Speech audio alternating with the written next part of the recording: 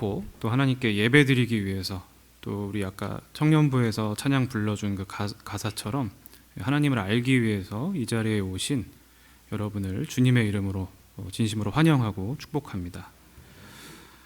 네, 오늘 제가 여러분과 세 번째 이 말씀을 통해서 만나게 되는 그런 시간인데요. 설교를 준비하는 것, 제가 한 10수년 정도 지금 설교를 계속 준비하는 그 일을 하고 있는데요. 할 때마다 느끼는 것은 이 설교를 준비하는 일이 정말로 신비한 일이고 하나님께서 정말 역사하신다라는 것을 체감하는 그런 일이라는 것을 제가 지난주에도 좀 느낄 수가 있었습니다. 설교를 준비할 때마다 느끼는 것 중 하나는 무엇이냐면, 하나님께서 정말 하나님이 그 공동체에 전하고자 하는 말씀을 저를 통해서 준비하게 하시고 전하게 하신다는 것이죠. 보통 다른 목사님들처럼 저도 어떤 설교를 해야겠다 이렇게 또 기도하고 준비하면서 설교를 구상합니다. 그런데 그 설교 구상이 아무리 좋고 좋은 내용, 또 멋있는 내용, 논리적, 체계적 이러한 내용이더라도 어느 순간 그 설교가 잘 준비가 안 되는 때가 또 있습니다. 그때 보면, 좀 기도해 보면 하나님께서 그 말씀을 원하시지 않는 것이죠. 그래서 다른 말씀을 또 곧 준비하게 하십니다. 이런 식으로 하나님께서 원하시는 말씀을 준비하게 하시고 또 전하게 하시는 그런 은혜가 이 설교를 준비하는 가운데 있습니다. 그래서 설교를 준비하면서 저는 하나님이 정말로 이 설교라는 것을 통해서, 이 매체를 통해서 성도들에게 하나님의 음성을 전하시는구나를 자꾸만 되새기게 되죠. 그리고 또 한 가지 이 설교를 준비하면서 느끼게 되는 신비로운 또 경험들은, 이 말씀을 준비하는데 단순히 제가 준비해서 성도들에게 전하는 것이 끝이 아니라 그 말씀을 실제로 제가 체험하게 하나님께서 만드신다는 겁니다. 그래서 그 설교를 준비할 때 실제로 예를 들어서 사랑을 전하는 것이 중요하다, 사랑을 실천하는 것이 중요하다 그러면 사랑을 실천해야 되는 상황들을 일주일간에 굉장히 많이 경험케 하신다는 것이죠. 그래서 여러분과 지금 제가 세 번째 말씀을 가지고 나누고 있는데, 제가 첫 번째 전했던 말씀, 이 겸손한 그리스도인이라는 그 설교를 준비할 때는 하나님께 여쭤보고 또 듣는 것이 중요하다, 이런 내용이었는데, 실제로 그 한 주간 동안 제가 하나님께 여쭤봐야 될 일들이 되게 많았습니다. 그리고 하나님의 음성을 제가 간절히 기다리는 일들이 또 굉장히 많았고요. 그리고 지난주에 말씀드렸던 그 설교 내용 같은 경우는 이 복음을 전하는 내용이었습니다. 실제로 제가 복음을 전하고 증거해야 되는 일들이 일상에서 굉장히 또 많았습니다. 그래서 제가 그런 경험을 토대로 여러분들에게 그 말씀을 전할 수가 있었던 것이죠. 오늘 설교 말씀도 그러한 차원에서 굉장히 제가 일주일 동안 이 말씀을 준비하면서 하나님께서 이 내용을 전하기를 원하시는구나, 그리고 또 이 내용을 제가 단순히 말로만 전하는 것이 아니라 느낀 바대로 저의 삶과 삶의 현실과 잇닿아 있는 내용을 여러분들에게 전하기를 원하시는구나를 참 많이 느낄 수가 있었습니다. 오늘 여러분들께 제가 전하고자 하는 이 설교의 제목은 이 용서하는 그리스도인입니다. 이 제목을 들으시면 아시겠지만 한 주 동안 용서해야 될 일들이 되게 많았던 것이죠. 그래서 화가 나고 막 이렇게 막 혈압이 오르고 아유 이거 어떻게 해야 되나, 이런 상황들이 참 많이 있었습니다. 처음에는 이번 주에는 왜 이렇게 뭔가 화나는 일이 많을까 그랬는데, 설교를 준비하면서 그게 다 해결이 됐습니다. 제 마음속에 하나님께서 이 말씀을 준비하고 또 제가 느끼고 전할 수 있도록 용서할 상황들을 많이 주셨구나 해서 오히려 그때부터는 굉장히 감사해지고 마음이 평안해지더라고요. 그게 한 이틀 전부터 그랬습니다.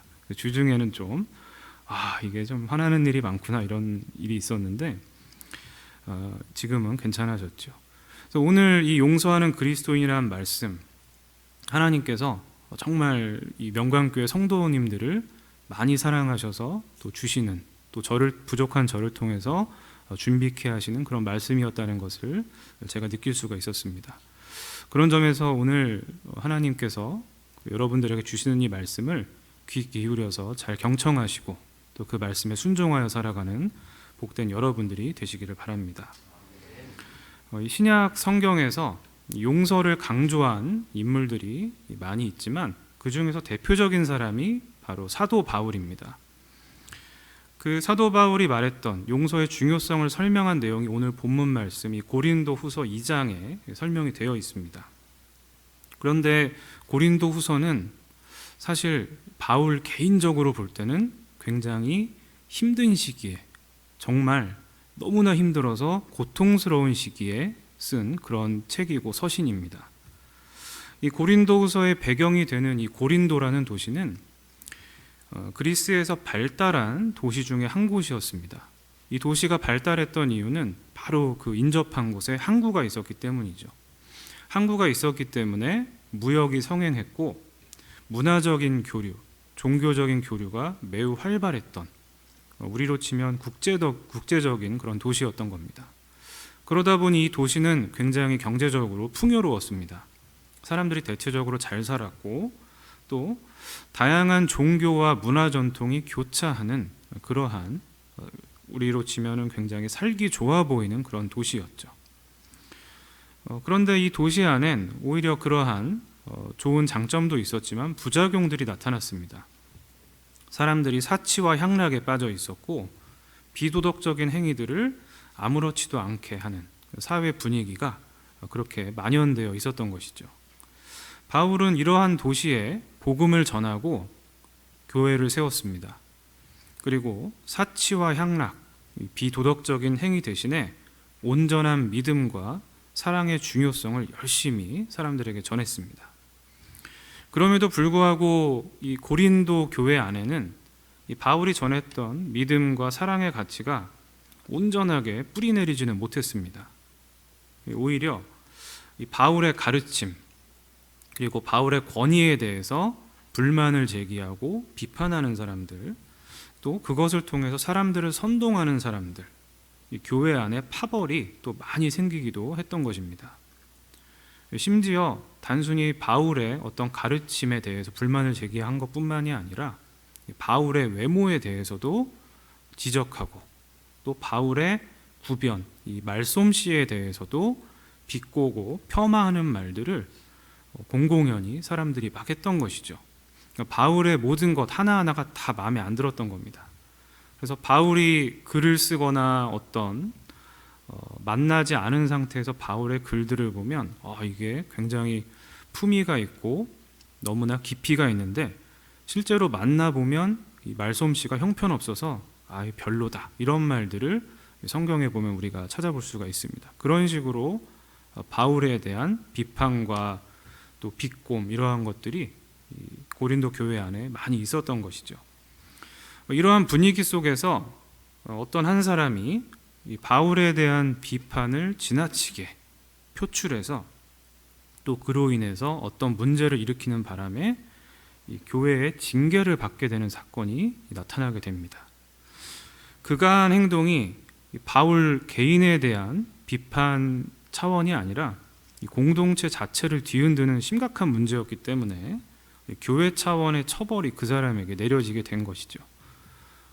그 사람이 한 행동이 너무나 심대한 그런 일이었기 때문에 앞으로 있는 모든 그 교회 안에서의 모임, 또 집회, 또 애찬식, 이러한 데서 완전히 배제되는 그러한 징계를 받게 된 것입니다.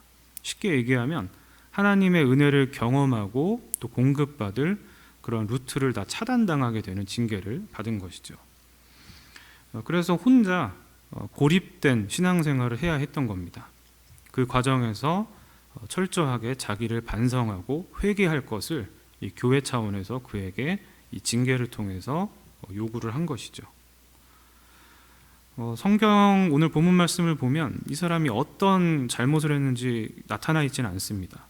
하지만 이런 처벌을 통해 볼 때 굉장히 교회 안에서 큰 무리를 일으킨 걸 우리가 추측을 할 수가 있죠. 이렇게 큰 문제를 일으킨 그런 사람이었기 때문에 공동체 안에서 이 사람을 보는 시선이 곱지가 않았습니다. 해도 뭐 정도껏 할 것이지, 바울을 이렇게까지 비판하고 비난하고 교회에 분란 일으키고 막 이랬다 해서 사람들이 막 곱지 않게 그 사람을 봤어요. 그런데 이 사람이 비판했던 당사자인 바울은 꼭 그렇게만 생각한 것은 아니었습니다. 물론 기분은 나빴지만 그 사람을 미워하진 않았습니다. 오늘 본문 말씀을 다시 한번 보시면 제가 읽어드리도록 하겠습니다. 고린도후서 2장 5절에서 11절인데요. 근심하게 한 자가 있었을지라도 나를 근심하게 한 것이 아니요 어느 정도 너희 모두를 근심하게 한 것이니 어느 정도라 함은 내가 너무 지나치게 말하지 아니하려 함이라. 이러한 사람은 많은 사람에게서 벌 받는 것이 마땅하도다. 그런즉 너희는 차라리 그를 용서하고 위로할 것이니 그가 너무 많은 근심에 잠길까 두려워하노라. 그러므로 너희를 권하노니 사랑을 그들에게 나타내라. 너희가 범사에 순종하는지 그 증거를 알고자 하여 내가 이것을 너희에게 썼노라. 너희가 무슨 일에든지 누구를 용서하면 나도 그리하고 내가 만일 용서한 일이 있으면 용서한 그것은 너희를 위하여 그리스도 앞에서 한 것이니 이는 우리로 사탄에게 속지 않게 하려 함이라. 우리는 그 계책을 알지 못하는 바가 아니로라. 아멘. 함께 읽은 말씀 5절 6절을 보면 바울은 분명히 얘기를 합니다. 이 문제를 일으킨 이 사람이 바울뿐만 아니라 공동체 전체에 큰 해를 끼쳤다. 이거를 분명히 말하죠. 그리고 그래서 처벌받는 건 뭐 당연하다, 적합하다 이렇게 평가를 합니다. 처벌받을 만한 짓을 했다 이겁니다. 그런데 뒤이은 이 7절부터는 바울이 그렇지만 그 사람이 분명히 잘못은 했지만 그 사람을 용서해 줘야 된다 이렇게 얘기를 하는 것입니다. 처벌을 받은 중한 잘못을 저질렀기 때문에 계속 미워하고 이 사람을 배제하는 일이 계속 나타날 수 있는 그런 상황인 것이죠. 그러지 말고 그의 잘못을 이제 용서해 주라는 겁니다. 그 사람이 잘못한 것은 맞지만 그가 계속적으로 사람들로부터 미움을 받고 배제당하면 결국에 상심해서 신앙을 잃게 되고 하나님과 분리될 것을 바울은 염려를 한 것이죠. 그래서 그가 계속 분명 잘못은 했지만 신앙생활을 해나갈 수 있도록 하나님과의 관계를 유지할 수 있도록 이제 그를 용서해 줄 것을 성도들에게 말을 한 것입니다. 아마 성도들은 바울의 말, 이 대목에서 분명히 난감함을 느꼈을 겁니다. 이 사람이 웬만한 잘못도 아니고 그 어떤 큰 잘못을 범했기 때문에 이러한 징계까지 받게 된 것인데 그를 용서하는 것이 분명히 이게 쉬운 일이 아니었기 때문이죠. 그런데 바울은 여기서 또 한 가지 더한 요구를 이 성도들에게 또 하고 있습니다. 7절에 보면 그 사람을 용서뿐만이 아니고 위로하라고 얘기하고 있죠. 이 위로로 번역된 헬라어 파라칼레사이는 이 격려를 의미하기도 합니다. 그러니까 잘못을 범했지만 다시 신앙생활을 할 수 있도록 위로해주고 더 나아가서는 힘을 북돋아 주라는 겁니다. 아유 힘내서 신앙생활 다시 잘 해봐 라고 옆에서 말해주라는 것이죠. 이처럼 바울은 잘못을 분명히 범했지만 그 사람을 계속 미워하거나 또 배제하거나 밀어내거나 고립시키지 말고 용서해주고 격려해주고 그것을 통해서 결국엔 사랑을 실천할 것을 성도들에게 얘기를 한 것입니다. 그런데 우리가 여기서 주목해야 될 것은 바울이 이것을 이 사람이 잘못했는데 이제는 조금 품어줍시다 이 정도로 얘기한 게 아니라는 것이죠. 여기서 8절에 보면 바울이 사랑을 나타내라 이렇게 말한 대목이 있습니다. 여기서 나타내다라고 번역된 이 단어가 사실은 굉장히 의미가 깊습니다. 헬라어 퀴로사이라는 단어인데 이게 확증하다라는 의미를 가지고 있습니다. 본래 법정에서 그 당시에 쓰던 용어입니다. 법정에서 증거를 드러내면서 확증하듯이 이게 단순히 하면 좋아요 이런 수준이 아니고요. 법정에서 증거를 드러내며 확증하듯이 이 용서하는 이 행위를 통해서 사랑을 분명히 증명하라 이렇게 말을 하고 있는 겁니다. 그 정도로 심원한 의미를 가진 행위라는 것이죠. 그래서 바울은 사랑을 확증해라, 보여줘라, 법정에서 보여주듯이 확실하게 드러내라 이렇게 말을 하고 있는 겁니다. 그리고 성도들이 자기 말에 순종하는지 알고 싶다 이런 말을 또 뒤이어서 하고 있는 것이죠.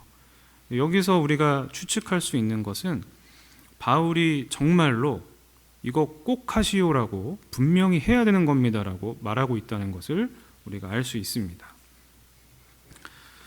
용서를 이렇게 바울이 강하게 요구를 했는데요. 아마도 바울은 이 잘못을 범한 사람을 용서하고 있었을 것입니다. 어디서 그것을 우리가 추측하고 알 수 있는가 하면 이 사람, 잘못을 저지른 사람의 이름을 분명히 언급하고 있지 않은 데서 우리가 그것을 추측을 할 수가 있는 것이죠. 분명히 이 사람을 배제하고 완전히 아예 이제 안 볼 것이다 이러면은 그 사람의 이름을 언급할 텐데 그 사람의 이름을 구체적으로 지칭하지 않습니다. 그냥 추상적으로만 얘기를 하고 있는 것이죠. 여기서 아마 바울이 그를 용서한 것이다라고 우리가 추측을 해볼 수 있는 겁니다. 바울이 용서한 것은 그의 개인적인 경험과 무관하지 않을 것입니다.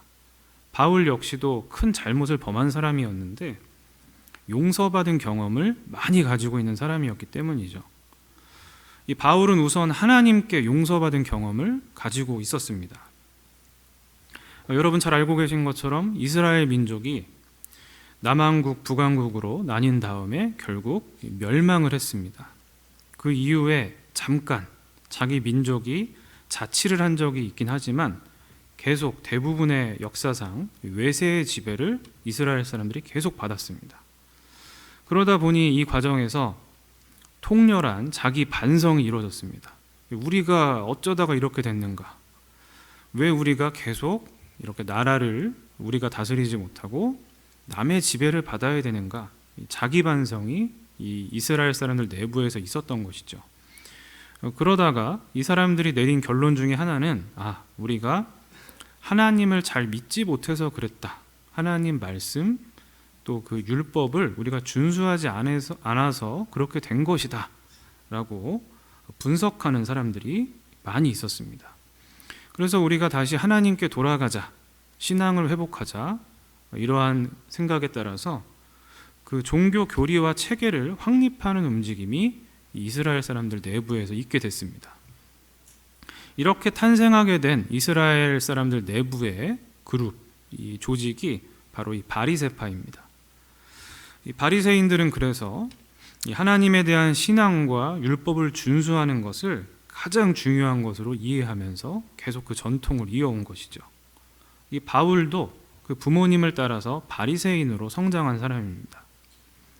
그리고 바리새인 중에 한 명, 또 당대 최고의 석학이었던 이 랍비 가말리엘에게서 이 바울은 공부를 배우기도 했죠.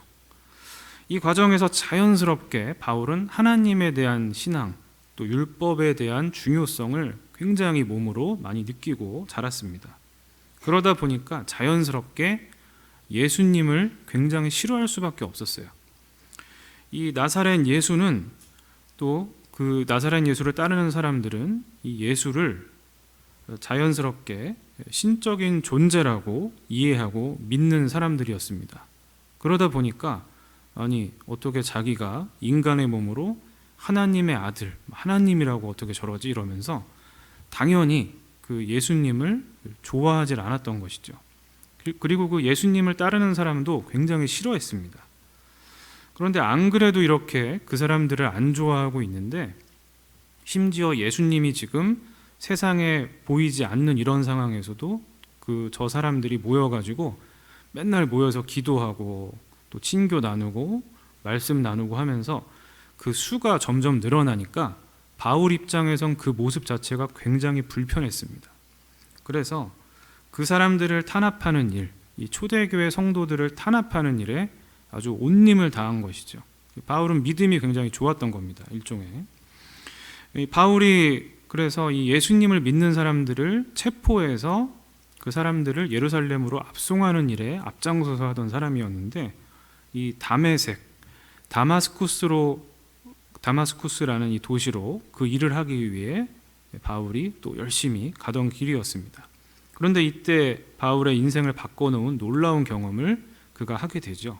그 내용이 설명되어 있는 이 사도행전 9장 1절에서 7절 말씀을 함께 보시면,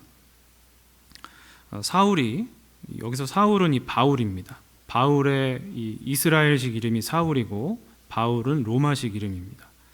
사울이 주의 제자들에 대하여 여전히 위협과 살기가 등등하여 대제사장에게 가서 다메섹 여러 회당에 가져갈 공문을 청하니, 이는 만일 그 도를 따르는 사람을 만나면 남녀를 막론하고 결박하여 예루살렘으로 잡아오려 함이라. 사울이 길을 가다가 다메섹에 가까이 이르더니 호련히 하늘로부터 빛이 그를 눌러 비추는지라. 땅에 엎드러져 들음에 소리가 있어 이르시되 사울아 사울아 네가 어찌하여 나를 박해하느냐 하시거늘 대답하되 주여 누구시니까 이르시되 나는 내가 박해하는 예수라. 너는 일어나 시내로 들어가라. 내가 행할 것을 내게 이를 자가 있느니라 하시니, 같이 가던 사람들은 소리만 듣고 아무도 보지 못하여 말을 못하고 서 있더라. 아멘. 이 바울이 다메섹으로 향하던 길에 아주 강렬한 빛, 또 예수님의 음성을 듣게 되었습니다. 왜 자신을 박해하고 미워하는지 예수님께서 물으셨던 것이죠.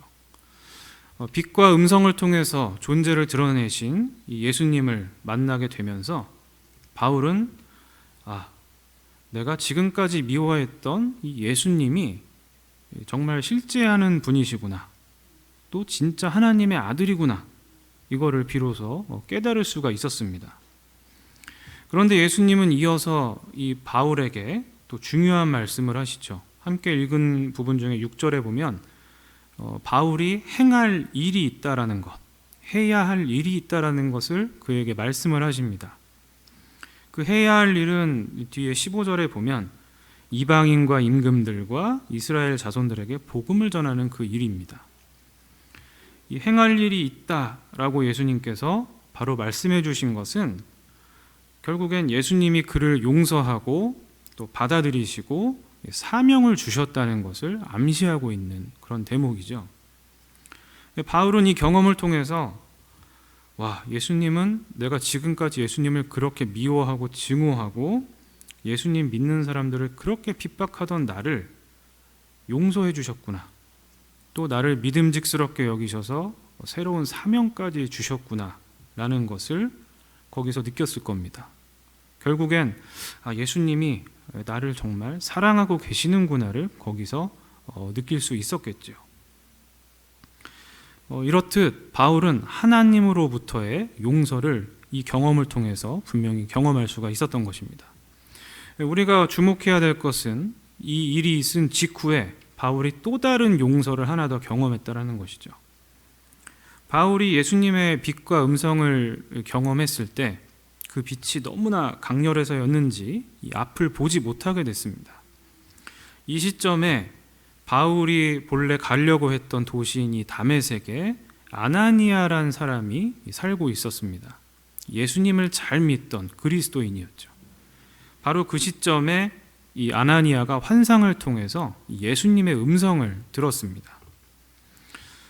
예수님이 이 아나니아에게 환상을 통해서 하신 말씀은 이 바울을 찾아가서 그가 낫도록 안수기도를 해줘라, 이런 거였습니다. 그런데 아나니아의 입장에서 이 말씀은 사실 쉽게 따를 수가 없는 것이죠. 이 바울은 이스라엘 사람들, 이 그리스도인들에게 굉장히 무서운 사람이었습니다. 걸리면 말 그대로 잡혀가서 정말 죽도록 두드려 맞거나 때로는 목숨을 잃는 일도 벌어질 만큼 이스라엘 사람들에겐, 이 그리스도인들에겐 굉장히 무서운 사람, 복음을 탄압하는 사람으로 악명이 이미 높은 사람이었던 겁니다. 그 사람을 찾아가서 기도해주고 도와주라고 예수님이 지금 말씀하시니까 이 아나니아 입장에선 이 말씀을 도저히 수용하기가 이거 쉽지가 않은 겁니다. 말 그대로 원수 같은 사람을 가서 도와주라고 한 겁니다. 그래서 아나니아가 예수님한테 반문을 합니다. 아니, 이 사람이 그렇게 악명이 있고 그리스도인들을 탄압하고 해악을 끼치는 인물인데 이거 어떻게 도와줍니까? 이렇게 반문을 하죠. 그런데 예수님은 앞으로 이 바울이 복음을 전하는 일에 귀하게 쓰임받을 사람이다, 이렇게 말씀하시면서 예수님의 말씀을 들으라고 촉구를 하십니다. 그래서 결국엔 이 아나니아가 바울을 찾아갑니다. 그리고 그를 위해서 하나님께 기도를 드리죠. 여기서 우리가 주목해야 될 것은 여기 그 내용이 나와 있는 이 사도행전 9장 17절에서 19절 말씀을 좀 보시면 지금 17절 말씀에 빨간색으로 제가 표시를 해뒀는데 바울을 찾아간 아나니아가 그렇게 얘기합니다. 형제 사울아, 이렇게 얘기를 합니다. 그러니까 형식적으로 예수님이 가라 그러시니까 억지로 그냥 막 뻗어 놓은 보리자루처럼 막 가가지고 막 이렇게 한 게 아니라 가자마자 형제 사울아, 이렇게 얘기를 합니다. 바울을 형제라고 말한 것은 자신과 같이 예수님을 믿는 사람으로 이 바울을 이제 인정을 한 것이죠. 그리고 공동체의 일원으로 받아들인다는 것을 암시하고 있는 대목입니다. 아나니아는 바울을 그런 점에서 용서를 하고 그를 형제로 말 그대로 받아들이고 인정한 그런 것이죠. 이 용서를 마음속으로 실천하고 행동으로 표출한 이 아나니아가 바울을 위해서 진심으로 기도를 하자 놀랍게도 앞을 보지 못했던 이 바울의 시력이 회복되는 믿기 어려운 일이 그 순간에 바로 벌어졌습니다. 바울은 아마도 이 아나니아의 행동에 놀랐을 겁니다. 자신이 지금까지 한 일이기 때문에 이 그리스도인들, 예수님을 따르는 사람들이 자기를 굉장히 싫어하는 걸 잘 알고 있었죠. 그런데 이 사람이 나를 위해서 와주고 나를 형제라고 불러주고 나를 용서해주고 품어주고 받아들여줬구나, 나를 위해 기도해줬구나, 이러면서 바울은 충격을 받았을 겁니다.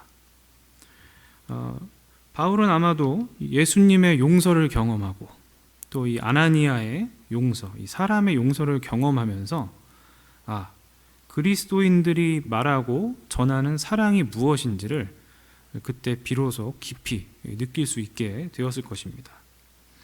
바울은 이처럼 용서를 분명히 경험했던 사람이기 때문에 이 고린도 교회 안에서 문제를 일으킨 그 사람을 계속 미워하지 말고 이제는 처벌도 받았으니까 품어주고 용서해주자, 사랑의 시선으로 그를 바라볼 수가 있었던 것입니다. 바울은 자신처럼 이 성도들도 용서를 실천에 옮길 수 있을 것이라고 생각을 했습니다. 왜냐하면 자신뿐만이 아니라 이 성도들 모두가 자신처럼 이 하나님의 용서를 경험한 사람들이기 때문이죠.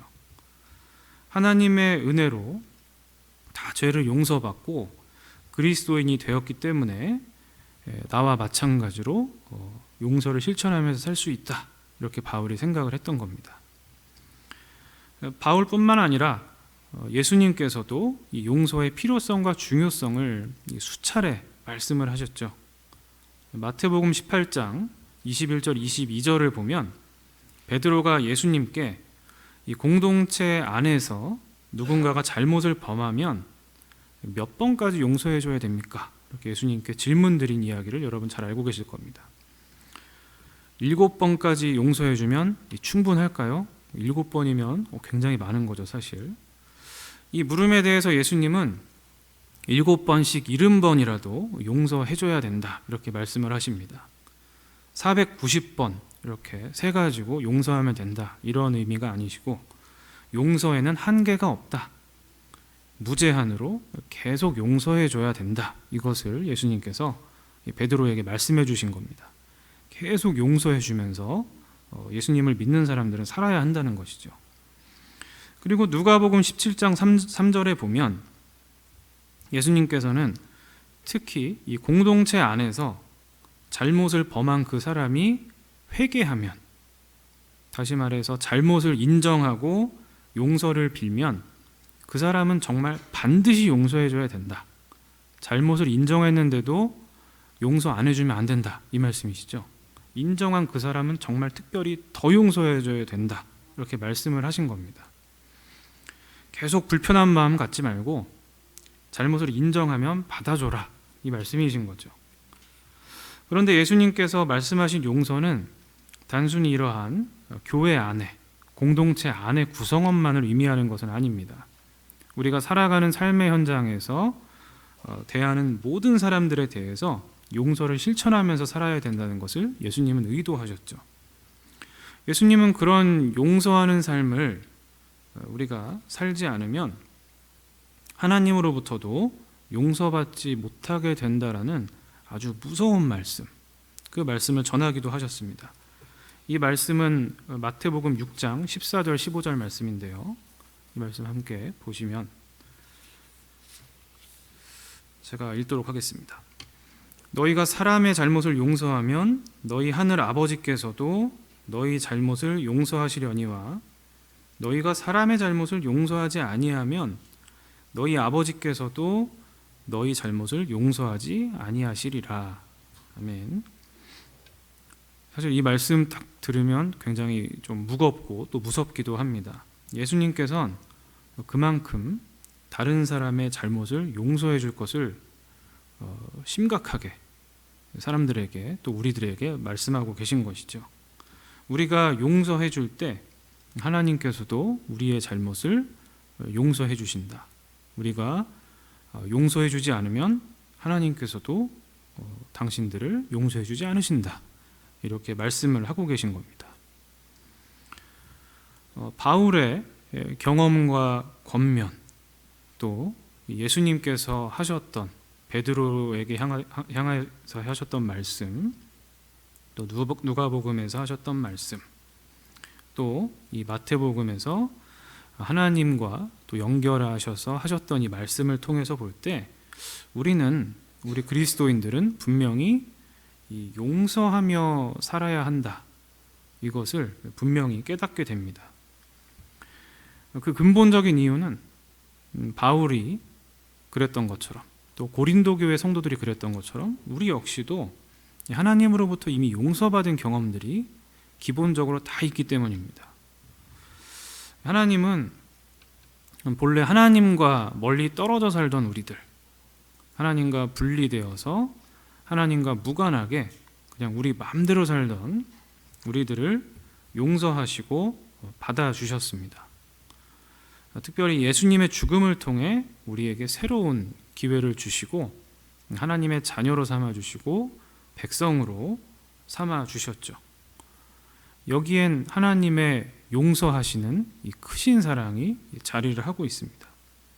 그런 점에서 이곳에 앉아있는 우리 모두는 예외 없이 이 하나님의 사랑, 하나님의 용서를 다 경험하고 새로운 기회를 얻으면서 또 살고 있는 그런 행복한 사람들인 겁니다.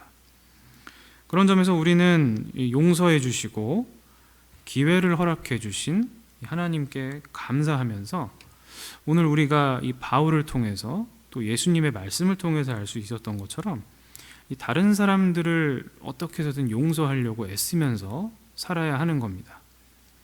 나는 용서받은 거는 너무 좋은데 나는 용서하지 않을 거야, 이런 생각이 아니라 나는 분명히 용서받은 사람이다, 그런 자기 인식을 분명히 가지고 우리에게 잘못한 사람들을 좀 넉넉하게 용서해 줄 수 있는 그런 마음의 풍요로움을 우리가 좀 갖도록 애를 써야 하는 것이죠.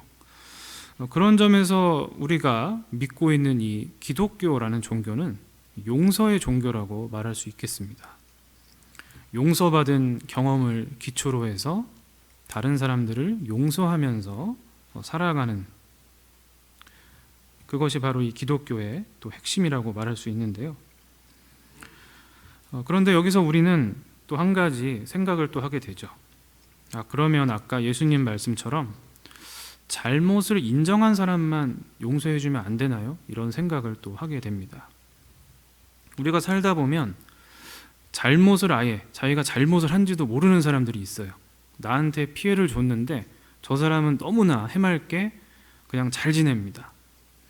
혹은 본인이 잘못을 한 건 아는데 절대 그것을 인정하지 않는 사람, 또 진지하게 반성하지 않는 사람도 우리 주변에서 많이 만나게 됩니다.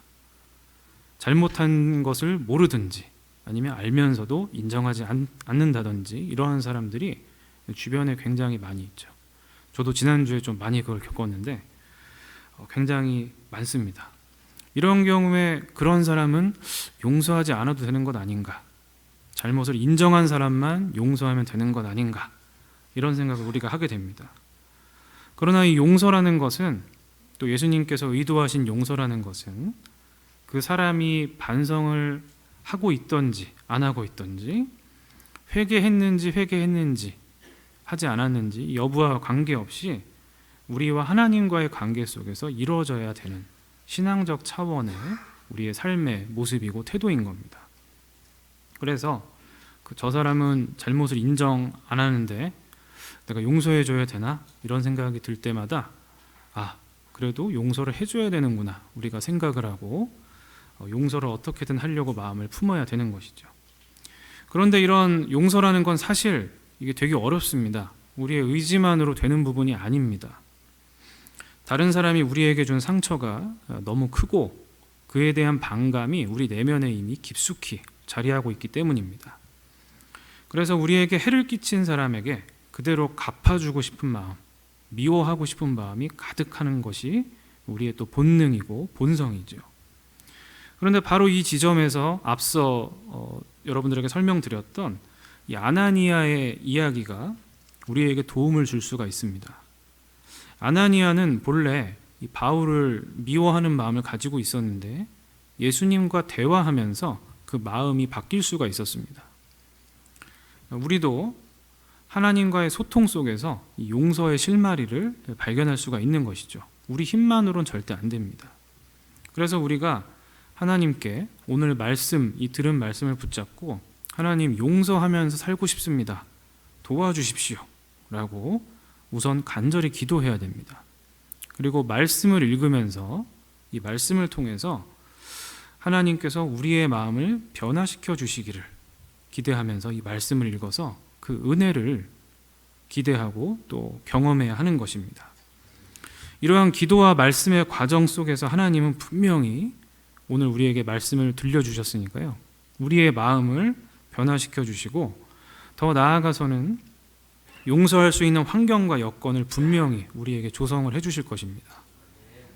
아마 지금 여러분들 그 말씀을 들으시면서 머릿속에 떠오른 사람이 한 명 계실 겁니다. 혹은 여러 명이 떠오른 분들도 계실 것인데, 하나님께서 기도하고 또 말씀을 읽으면서 또 하나님께서 부어주셨던, 하나님이 허락해 주셨던 용서받았던 그 경험을 떠올리면서 용서할 것을 또 기대하고 계신다는 것, 우리가 또 오늘 기억을 하면서 살아가야 할 것입니다. 오늘 하나님께서 우리에게 용서하며 살 것을 촉구하셨습니다. 그 말씀처럼 분명히 쉽지 않겠지만 기도하고 말씀을 읽으면서 하나님으로부터 용서받은 경험을 또 기억하면서 그 사람을 용서하고자 몸부림치고 또 애쓰는 복된 명강교회 성도들이 되시기를 우리 주님의 이름으로 축원합니다. 아멘. 주신 말씀 기억하면서 함께 기도하겠습니다. 하나님, 지금까지 살면서 다른 사람을 용서하지 못한 적이 참 많았습니다. 오늘 말씀을 통해서 용서하는 그리스도인이 되어야 한다는 것을 저희들 알게 되었습니다. 저희를 용서하신 하나님의 사랑을 기억하면서 힘들지만 다른 사람을 용서하는 저희가 되기를 원합니다. 저희의 마음을 움직여 주시고 용서할 수 있는 환경과 여건을 또한 만들어 주시옵소서. 예수님의 이름으로 기도드립니다. 아멘.